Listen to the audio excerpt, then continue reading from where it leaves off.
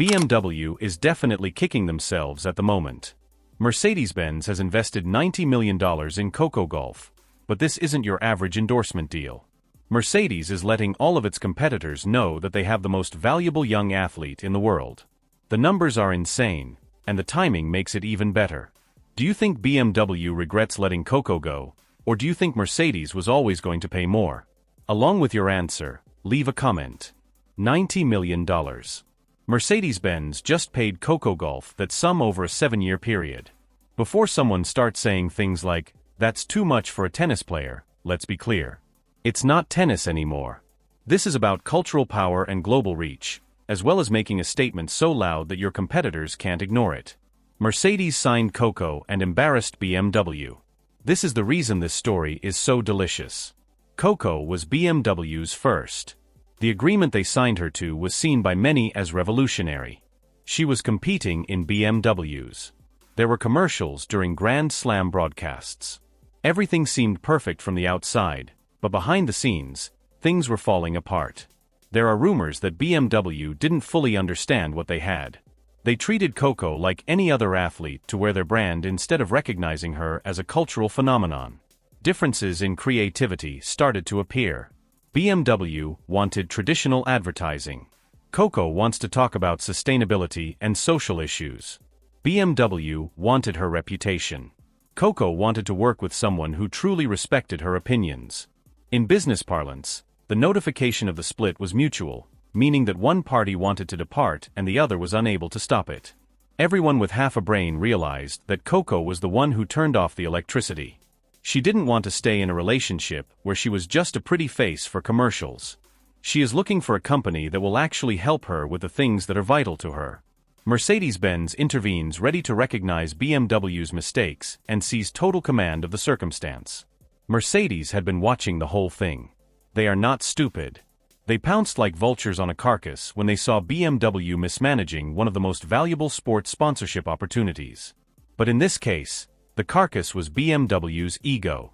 Mercedes officials flew to New York to meet with Coco's team after the US Open. They didn't make a poor offer either. With $90 million over the course of 7 years, a fleet of cars at her disposal, creative control over her campaigns, and sustainability projects that she would personally oversee, they were prepared to make this the best deal of the decade. Most importantly, they gave her a seat at the table rather than simply a face in the commercials. That's what sets a legendary endorsement apart from a respectable one. Coco's aspirations extended beyond financial gain. She wanted to be powerful. She wanted to be included in the decision-making process. She intended to use this platform to actually improve the world rather than just sell cars. Furthermore, Mercedes gave her everything that BMW refused to supply. The announcement was well thought out. Coco was already in Beijing for a tournament when Mercedes came into the courtside plaza in a black EQS. She appeared in a white and silver suit, giving the impression that she owned the whole automotive industry. The cameras went crazy. They wrote their own headlines. This arrangement involves more than just Coco driving fancy cars and doing ads, therefore we just made the biggest mistake in our professional life. BMW must have seen it and thought about it. Mercedes is betting on the future of their entire brand. For many years, high-end automakers catered to well-groomed celebrities or exceptional athletes who fit specific requirements.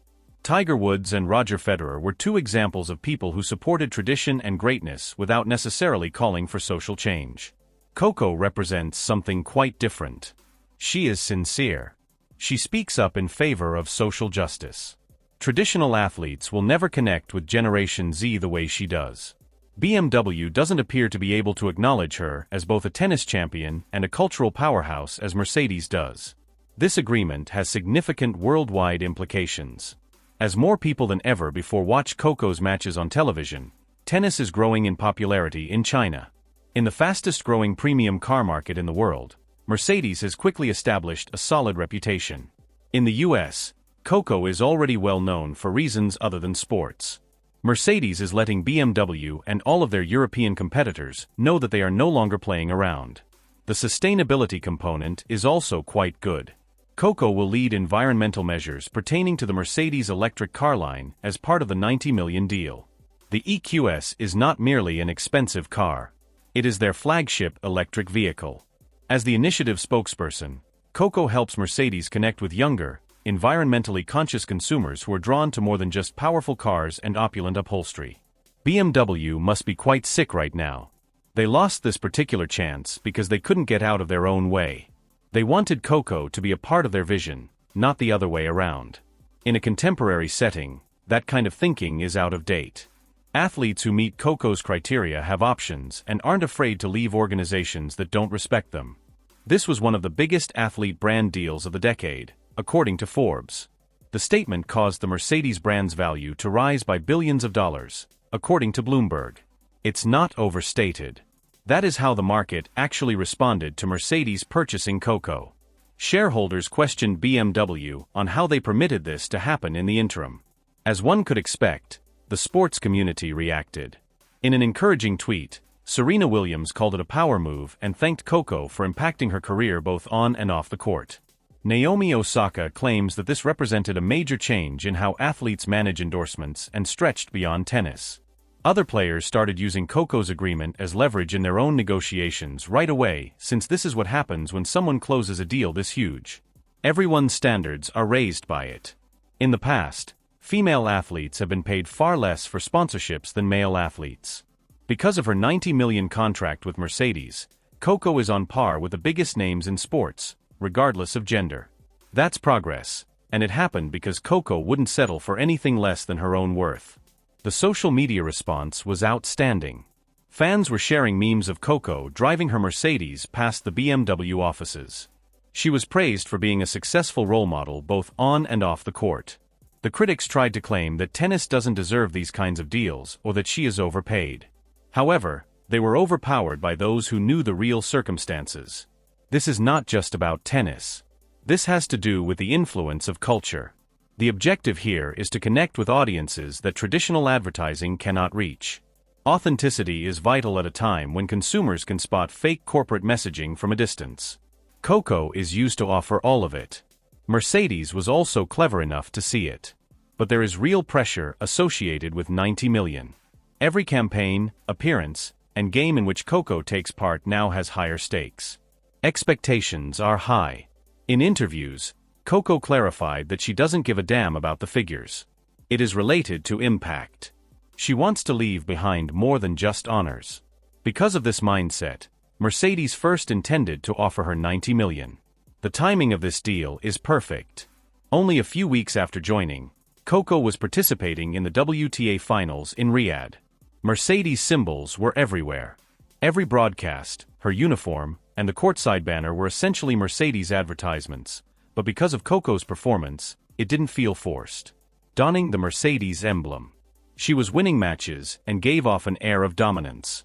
That kind of organic marketing is not something you can buy. Mercedes only recently spent 90 million for it though. The first major commercial campaign was unveiled during the Riyadh finals. With a voiceover on taking charge of your own destiny, Coco drives an EQS through neon-lit cities. The back seat has a racket bag. The commercial immediately went viral. People didn't only share it because Coco was in it. They shared the message because it resonated with them. Mercedes was always able to perform better than BMW. This deal also represents a broader shift in the perception of women in sports marketing by upscale businesses. Mega agreements of this kind have historically benefited males. Football players, basketball players, and Formula One drivers. Women's contracts were smaller and their campaigns were less noticeable. That pattern is broken by Coco's deal because she is being compensated like a superstar. Other companies are being forced to reevaluate how much they appreciate female athletes. BMW swiftly signed a young football player in an attempt to bounce back, but the damage was already done. It was evident to all that the action was reactionary rather than strategic. After losing Coco, they were frantically trying to maintain their dignity, and it was evident BMW will be plagued by the Mercedes coup for years. According to analysts, and they are correct, this is the type of error that is discussed in boardrooms as a warning against undervaluing athletes, citing Coco's agreement as proof of their own value. Other athletes soon began renegotiating their contracts.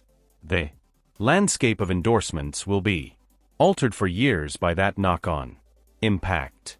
When someone achieves such high figures, it benefits more than just them. Everyone in their industry gains from it, since it raises the bar for what is feasible. Mercedes is not a. They are aware that this collaboration involves more than just short-term car sales. In order to remain relevant as the automobile industry changes, this is a long-term investment. Sustainability, electric cars, and appealing to younger customers that value more than just luxury. Coco fulfills all the requirements, and Mercedes is well positioned for the future with her serving as their face for the next 7 years. The symbolism of Coco dominating the WTA finals while speeding around Riyadh in a Mercedes EQS was ideal. There was more to it than just tennis. It involved portraying strength, advancement, and a vision for the future of both the sport and the brand. Mercedes also won each time she prevailed in a match. That is the type of collaboration that truly succeeds. Knowing they could have had it, BMW had to watch all of this unfold. They might have been the ones receiving this international attention. They might have been the ones using Coco's platform to reach millions of new customers. Rather, they are watching from the sidelines, while their main rival celebrates what could be the best endorsement deal of the decade.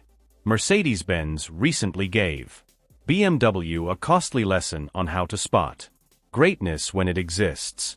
Coco Gauff left a failing relationship and found a better one right away.